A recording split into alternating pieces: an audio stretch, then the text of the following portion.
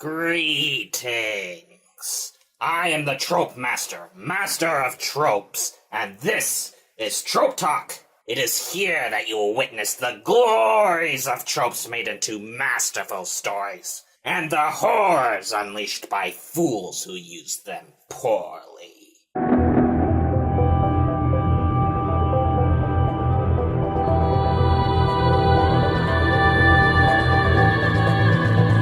Today we shall discuss the Han Solo. What a character, Utterly glorious.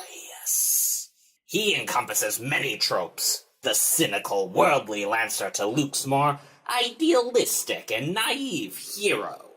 The lovable rogue whose wit and heart capture the adoration of many. A jerk with a heart of gold. He is ruthless. He has a dark sense of humor and questionable goals. One thing's for sure, we're all gonna be a lot thinner. He is materialistic, opportunistic, and reckless. And yet he also cares about his friends, and despite himself does what's right in the end. He is listed in the top 20 movie characters. Despite this, he is simple. The reasons for his actions are not complex. He has no greater philosophy or abstract thought, and he has nothing in the way of backstory. Or, at least he didn't. Disney? The point is that in spite of being such a simple character, despite lacking these things, he still has depth. He still is a complete character, and he still is considered one of the greatest movie characters of all time. So, what is it that we can take away from him? It is not as if you can duplicate him, but there is a time and place for characters like him. The Han Solo-esque character does not have a genre or even a role in particular.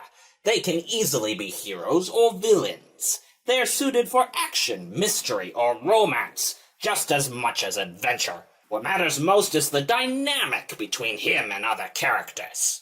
How boring would it be if Han Solo made a quip and Luke or Leia just let it go as if it were nothing?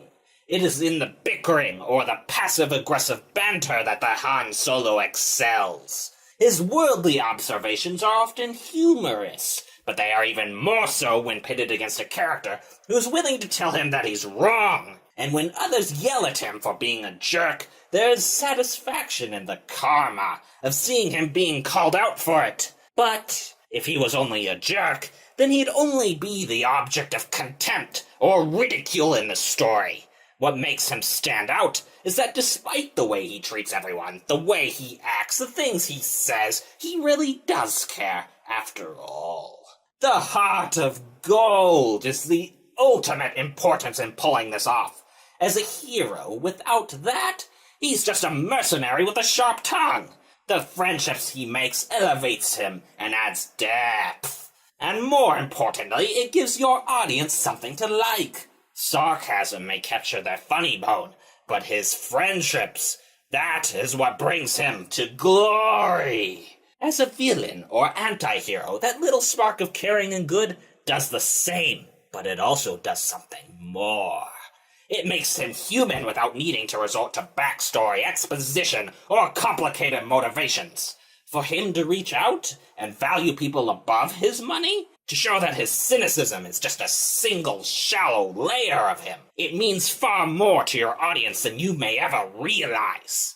But you must be careful, for the Han Solo is so ingrained in our culture that he can become predictable. For him to leave and say he's going forever, and then come back is old hat.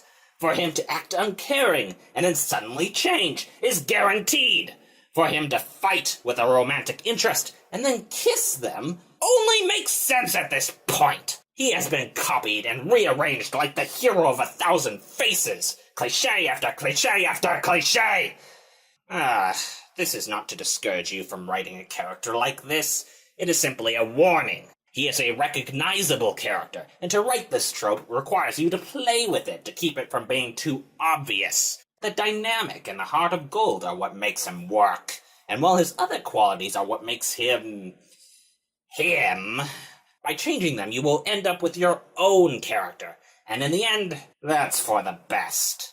Wouldn't want Disney to get mad at you for stealing the character. Thus endeth the lesson.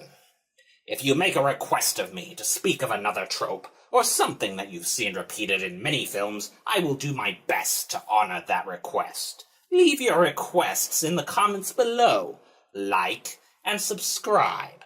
Hit the bell button that you may witness the further glories and horrors of tropes, and become a master like me.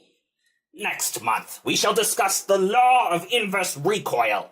I shall see you then.